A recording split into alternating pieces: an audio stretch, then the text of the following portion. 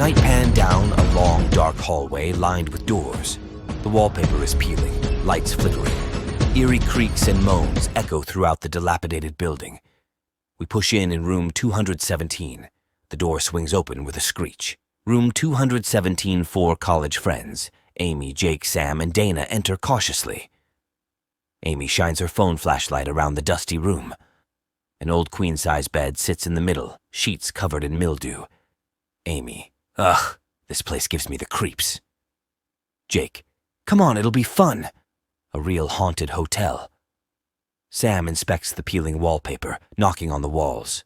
Sam walls seem sturdy enough. We'll be fine for one night. Dana rifles through her backpack, pulling out a Ouija board. Dana. All right, who's ready to contact the spirit world? The others exchange hesitant glances. Jake, I'll do it. Let's get this seance started. Sam helps Dana spread out the board on the bed. They all gather around, placing their fingers on the planchette. Dana.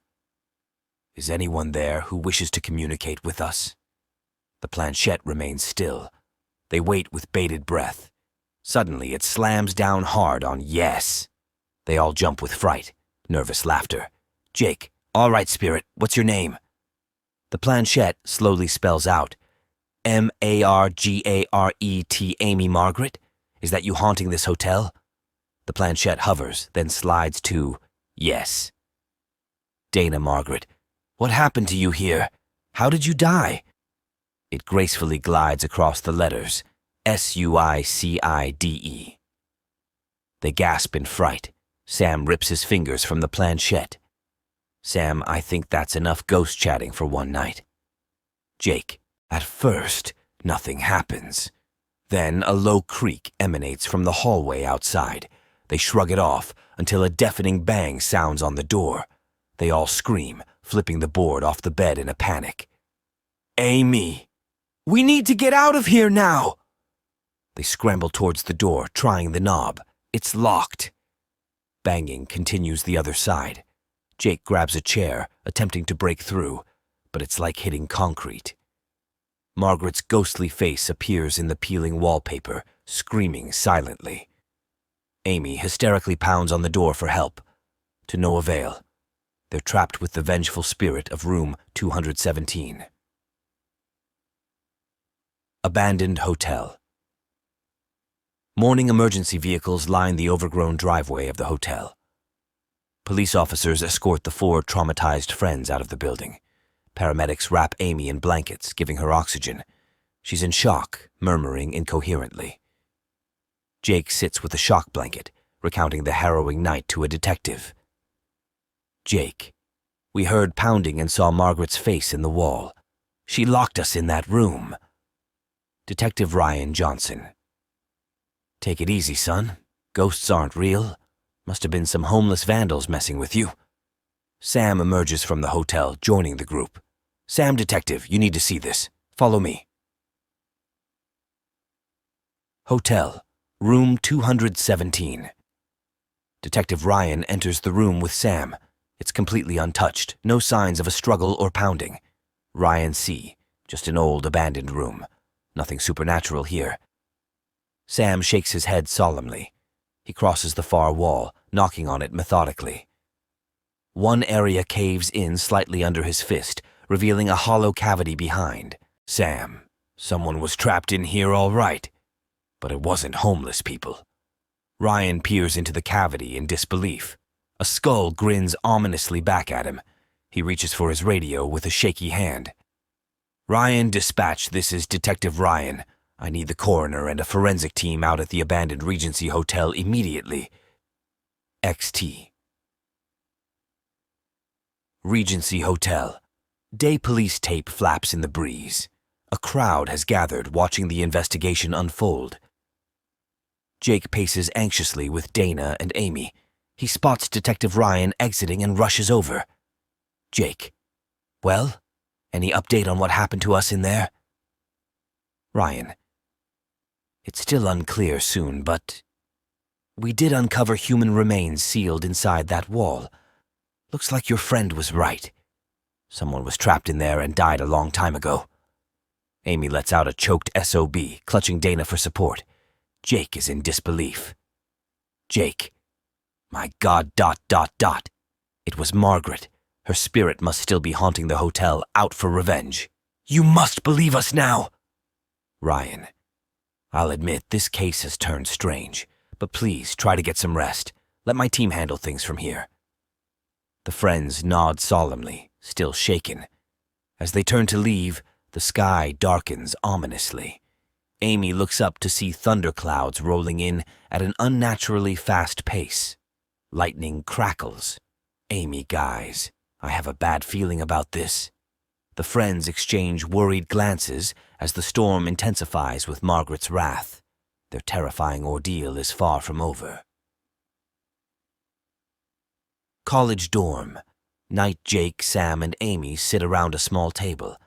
They've recovered somewhat, but are still on edge. A knock at the door startles them. Dana enters, out of breath. Dana, guys, you need to see this. It's all over the news. She hands over her phone, displaying a news article. Tragedy at abandoned hotel. All police investigators found dead. They scan the article in horror. Every cop sent to the Regency has mysteriously died of unknown causes. The coroner vanished without a trace. Sam Margaret is picking us off one by one. We're the only ones left who know what really happened to her. Amy. We must put a stop to this before she kills again. There must be a way to release her spirit from that cursed place. Jake. I say we go back armed with more protection. Cameras, recorders, whatever we can find to contact her directly and get answers. Might be the only way to break her curse. The friends exchanged nervous glances, but they know it's the only choice to end this reign of terror. Margaret won't stop until she takes them all. Regency Hotel. Night lightning flashes as Jake, Sam, Dana, and Amy return to the dilapidated hotel, braving the raging storm. Jake leads the way with an electronic voice recorder and camcorder. They slowly enter the lobby, soaked and shivering. Hotel. Lobby eerie creaking echoes through the decaying building. Wallpaper flutters in phantom breezes. They hesitantly move deeper inside. Amy, Margaret, we've come to contact you directly. Please show yourself, we just want to understand. At first, only silence. Then static crackles over Jake's recorder. Slow whispers emit in a deformed language. It's her, but something is gravely wrong. Dana. What is she saying? I don't understand.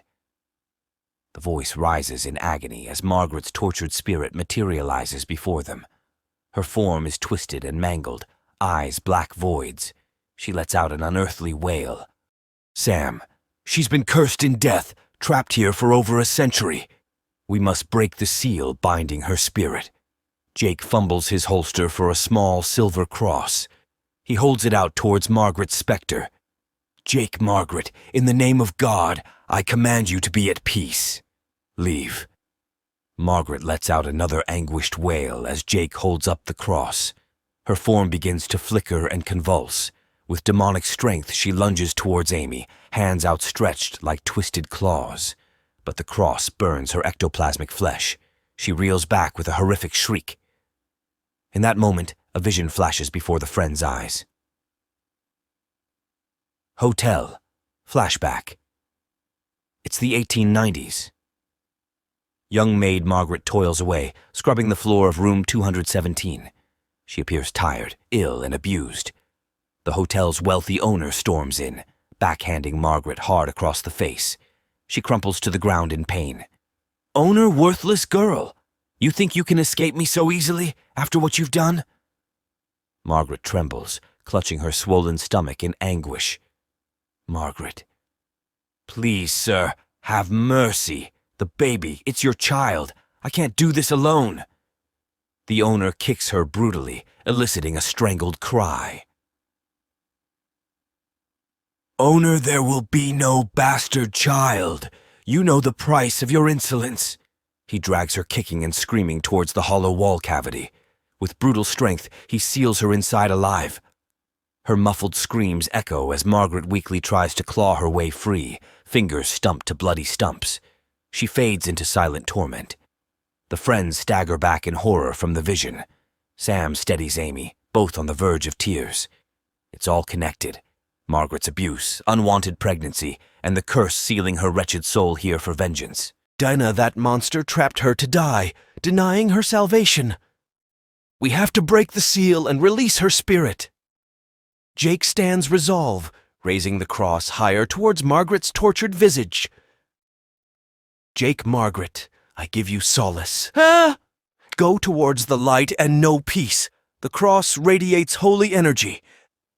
Margaret lets out one last mournful wail as her form disintegrates into wisps of pale mist. Her cursed soul is finally freed, dissipating on the phantom wind. Calm washes over the hotel as her vengeance is lifted. The friends sag with relief. Mission accomplished. Margaret's terror is over after well over a century. They share a moment of silence for her tortured soul. After escaping the haunted hotel, the friends were shaken but determined to find the truth behind Margaret's cursed spirit. The article recounted how the wealthy owner of the Regency Hotel, Jacob Worthington, had been arrested and charged with murder. Maid Margaret Simpson, 16, was found sealed inside a cavity in room 217, barely clinging to life. She told officers through her pain and delirium that Worthington had kept her imprisoned as his personal servant, raping and abusing her for over a year. When she became pregnant with his child, he brutally attempted to end the pregnancy by sealing her within the walls to die. Margaret did not survive her traumatic injuries. But her testimony led to Worthington's arrest and conviction, where he hanged for his unspeakable crimes. Her tortured soul was believed trapped at the hotel, never finding peace. The records validated everything the friends experienced with Margaret's vengeful spirit. At last, they had historical proof of the atrocities that cursed her afterlife. With Margaret now at rest, the truth of the Regency Hotel's dark past was revealed for all to know. With Margaret's spirit finally put to rest, the friends felt they could finally close the book on their harrowing ordeal at the Regency Hotel. In the months that followed, word of their terrifying encounter with the curse spread far and wide. Locals of the small town began referring to the hotel site as Margaret's graveyard. Nish! The land lay abandoned, with most too afraid to set foot there. In time, nature reclaimed the crumbling building. All that remained was a lingering unease in the air. Oh, as for the friends, they went their separate ways but stayed close. Amy pursued a degree in the paranormal, hoping to help other lost souls. Sam became a forensic anthropologist. Jake enrolled in the police academy, inspired to bring justice like Margaret never received. Dana documented their chilling story in her novel The Ghost of Room 217, a local bestseller. To this day, on restless nights, they sometimes reflect on Margaret and her tragic fate. Though the horror is over, her memory lingers as a reminder of the darkness that can dwell in this world and the spirits who never find peace. Her story will not be forgotten. As for the Regency Hotel, all that remains are faded memories and legends passed through generations. But some say on moonlit nights, if one listens closely among the whispering pines, you can still hear the faintest echo of Margaret's mournful craze from beyond.